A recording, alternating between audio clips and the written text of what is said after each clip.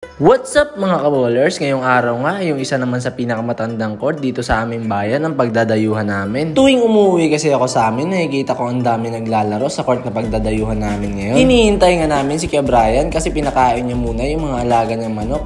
Baka kasi raw gabihin na kami sa aming pag-uwi mamaya. Umalis na nga kami at yung lalaroan nga namin ngayon ay isa sa pinakamatandang court dito sa aming bayan at maraming players dito sa amin, lalong-lalo na yung mga legend ang nakapaglaro na dito. Ito kasi yung court na ilang dekada nang nakatayo pero hindi pa nare-renovate kahit minsan. Kaya masasabi mo talagang legend ang court na ito. Makikita mo talaga na yung bakal na kinakabitan ng board at ring ay talagang sinauna pa. Bihira ka na lang din nga makakita ng mga ganyang stand ng ring. At ang isa pa sa nagpapaganda sa court na ito ay ang napakaraming puno ng akasya na nakapalibot dito. Ang disadvantage nga lang ay medyo dumudulas yung court kapag nahuhulog na yung mga dahon. Nakakapanghinayang din putulin kasi nga isa na rin ito sa maituturing na pinakamatagal na punong nakatayo dito sa aming bayan. Kaya kung isa ka sa mga tulungan ng court na ito para mag-improve ay i-like mo na itong video at mag-comment kung ano nga ba yung mga di mo malilimutang memory sa court na ito. Nag-umpisa na nga kami at yung mga nakalaban nga namin ngayon ay yung mga batang kanto na lagi talaga naglalaro dito. At ito talaga yung masasabi mong home court nila. Race to 15 nandun nga ito at walang referee.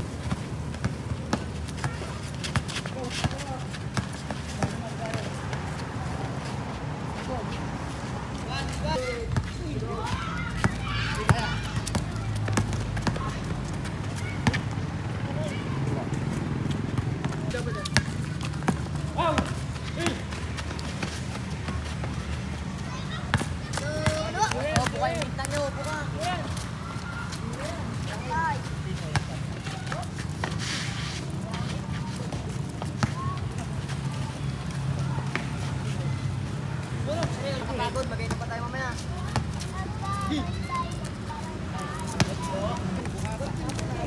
Pati na! Lawak-lawak na dahil ng work.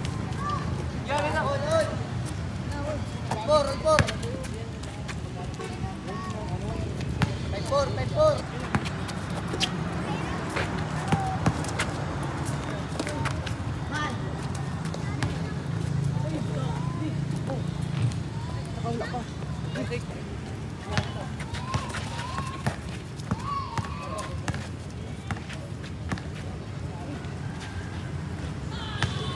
Go!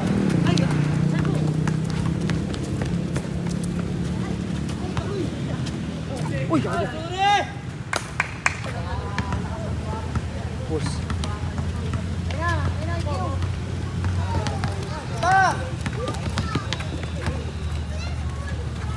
Jake! Go!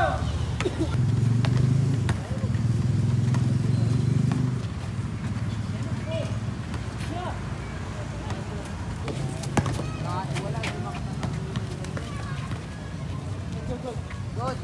Dalang.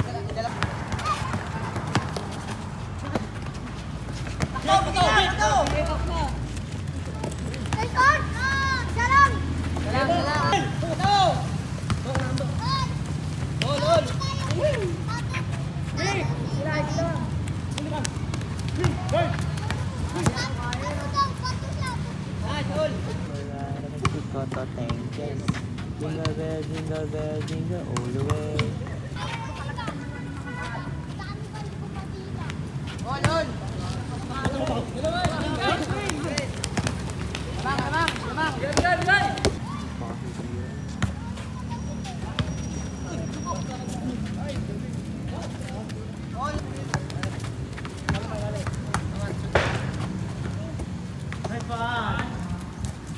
Lamang.